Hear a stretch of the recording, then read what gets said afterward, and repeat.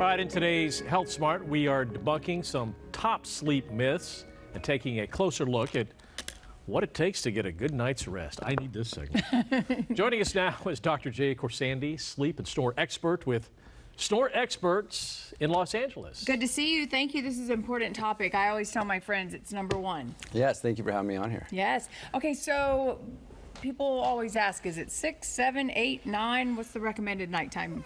I always like to say about 8 hours roughly, because some people need a little bit more, some people only need a little bit less. As we're younger, we tend to need more. As we get older, we tend to need a little bit less.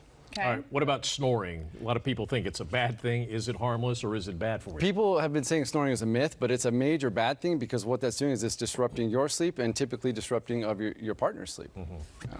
What about the TV in the bedroom? A lot of people want to wind down, lie in the bed, and watch TV. Yeah. Good or bad? I'm not a big fan of that at all. In fact, I don't even have a TV in my bedroom. Me either. Yeah, it totally disrupts sleep. It's blue light, and that helps block melatonin release in your body, so you're going to get poorer sleep if you have that at night. Okay, so if people do have the television in their room, advice, you just turn it off an hour before you go to bed? At least an hour before going to bed will help you, and that'll help you kind of wind down and get a better sleep as well, too. Okay. Yeah. All right, a lot of people don't need an alarm. A lot of people need an alarm. What about the snooze button? I'm not a fan of the snooze button either. What that does is, let's say you wake up and you're tired, you hit that snooze button. What that's going to do is then you're going to start another cycle of sleep. And you're only going to get 9 minutes out of that cycle, so then you're going to get woken up into a next stage of sleep, and that's going to also make you feel groggy. So just get out of the bed. You got to bite the bullet and just get out of bed. Okay, go to bed earlier, right? Absolutely. This is all making me hungry. We're going to start on this side. This is all good things to eat prior to bed. Yeah, so these are some things that I recommend patients to eat to get a healthy night's sleep. So over here we've got pineapple and cherries. Those actually are high in melatonin. We just talked about melatonin. That's what helps us go to sleep at night. Interesting. Yeah, so and if you're not a big fan of cherry pits, you can do tart cherry juice, which will help as well there. And greens, obviously healthy. Greens are healthy. They're full of magnesium. These ones here, and magnesium is what calms us at night, and that's you can eat that throughout the day, and that'll help you get a better night's sleep as well, too. What is this stuff? Oh, there's just some spices? So there's some spices. Spices have antioxidants and what are called polyphenols. Those will help fight inflammation. Yeah. Over here, this is kind of cool. We've all heard about turkey and Thanksgiving and tryptophan, something that helps us sleep at night. But gram for gram, cheddar cheese actually has more tryptophan than turkey, so something to consider there. Another one here is soybeans, edamame. We get them at the sushi restaurant.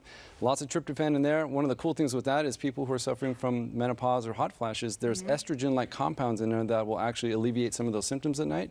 So that'll help some of the ladies sleep better at night. Salmon and nuts. These are what I call the oily bits here. Yeah, go ahead. Yeah.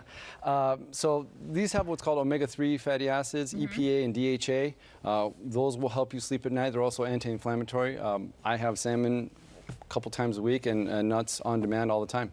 I know, I have nuts a lot around too. What is the, because I would think sugar. So these are, you know, my little antioxidant blend here. So I have berries in my fridge all the time, and I pick them up at the farmer's market. They're fantastic. High in antioxidants or polyphenols. Those are anti-inflammatory compounds.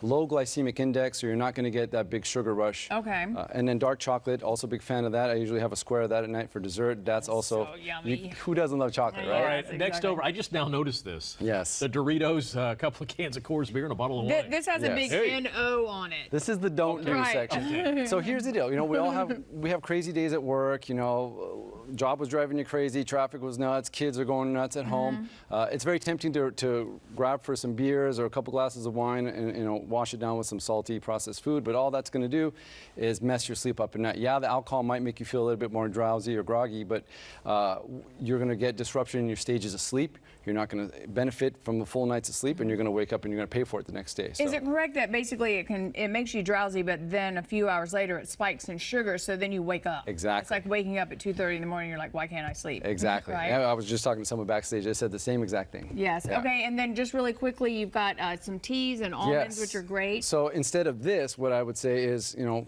have a glass of this tea. This is a special tea. It's called guava leaf tea. So it's not guava tea, but it's actually the leaves from the guava tree. It's an herbal tea. There's no caffeine. It'll actually regulate your blood sugar levels, and that will actually keep you asleep more throughout the night, less chance of waking up from running out of sugar. And then there's always the supplements. And there's some supplements on the side there as well, too. Right. Yeah.